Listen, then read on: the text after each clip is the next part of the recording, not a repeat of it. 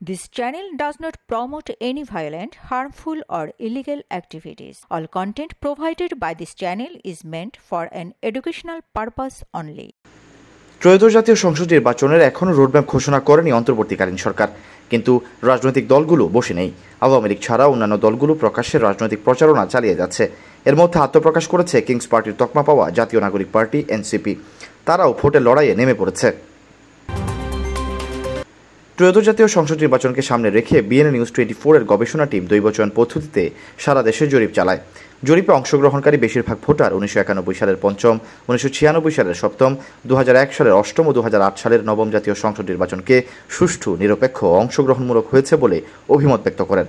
তারই ভিত্তিতে চট্টগ্রাম 2 আসনে পঞ্চম, সপ্তম, অষ্টম ও নবম এই চারটি নির্বাচনের প্রদত্ত ভোটের পরিসংখ্যানকে মানদণ্ড ধরে আওয়ামী লীগ, বিএনপি, জাতীয় পার্টি ও জামায়াত ইসলামীর সাংগঠনিক শক্তি বিশ্লেষণের মাধ্যমে একটি কল্পানুমান উপস্থাপনের চেষ্টা করেছে।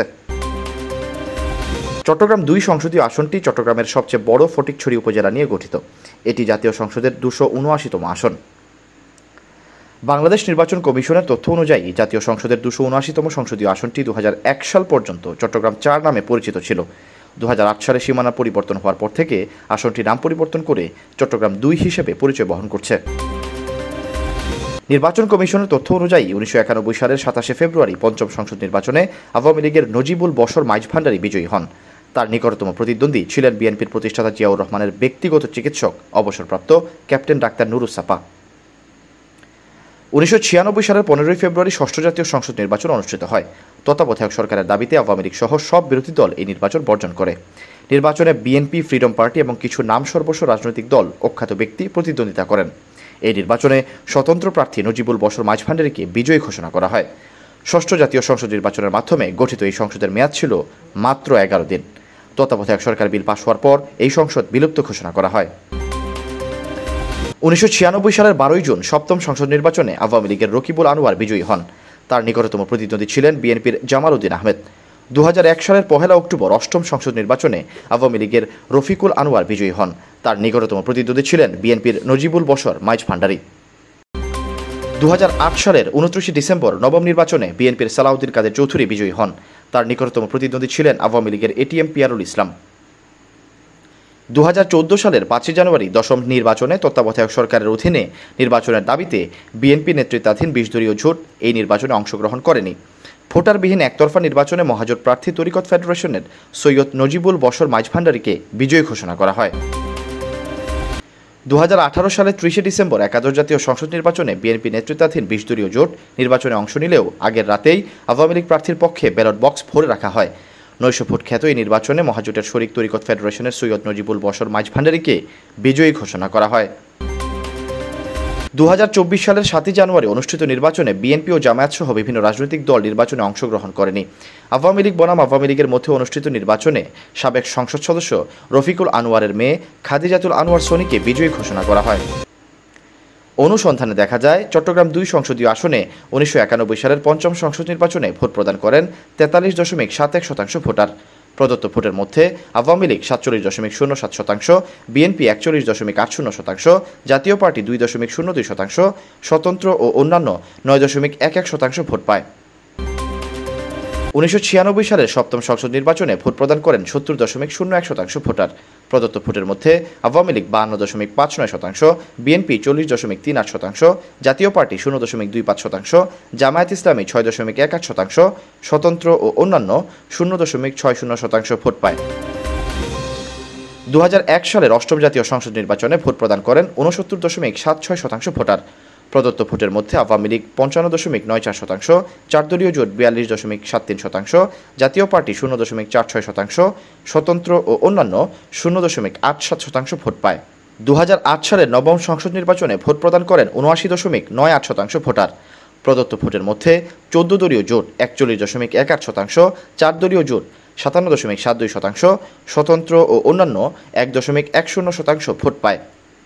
4টি নির্বাচনে দেখা যায় বিএনপি ও আওয়ামী লীগের মধ্যে হাড্ডাহাড্ডি লড়াই হয়েছে। তবে ত্রয়োদশ জাতীয় সংসদের প্রেক্ষাপট ভিন্ন। আওয়ামী লীগের নেতাকর্মীরা ঘরছাড়া। এই অবস্থায় ফটিকছড়িতে বিএনপি এই আসনে ফেভারিট। ত্রয়োদশ জাতীয় সংসদ নির্বাচনে বিএনপির মনোনয়ন চাইবেন প্রয়াত সালাউদ্দিন কাদের চৌধুরীর স্ত্রী ফারহাদ কাদের চৌধুরী অথবা ছেলে হুম্মাম কাদের চৌধুরী, সাবেক বিচারপতি ফয়সাল মাহমুদ ফয়েজি, উপজেলা বিএনপির সাবেক আহ্বায়ক মোহাম্মদ সরওয়ার আলমগীর, সাবেক সেনা কর্মকর্তা আজিমুল্লাহ বাহার। এছাড়া মনোনয়ন চাইতে পারেন জিয়াউর রহমানের ব্যক্তিগত চিকিৎসক ক্যাপ্টেন ডাক্তার নুরুস সাফা ও জাতীয়তাবাদী মহিলা দলের সভানেত্রী ও বিএনপির মহিলা বিষয়ক সম্পাদক নুরিয়ারা সাফার সন্তান ডক্টর তারেক সাফা। চট্টগ্রাম বিশ্ববিদ্যালয়ের সাবেক অধ্যাপক ডক্টর তারেক সাফা বর্তমানে অস্ট্রেলিয়া প্রবাসী। দলীয় মনোনয়ন নিশ্চিত হলে তিনি দেশে ফিরবেন। তার সঙ্গে বিএনপির ভারপ্রাপ্ত চেয়ারম্যান তারেক জিয়া ও সাধারণ সম্পাদক ফখরুল ইসলামের সঙ্গে পারিবারিক সম্পর্ক রয়েছে। জামায়াত ইসলামী এই আসনে কেন্দ্রীয় মজলিসে শুরা সদস্য ও চট্টগ্রাম মহানগরী সেক্রেটারি অধ্যক্ষ মোহাম্মদ নুরুল আমিনকে প্রার্থী ঘোষণা করেছে। তিনি এলাকা চষে বেড়াচ্ছেন, চালাচ্ছেন নির্বাচনী প্রচারণা।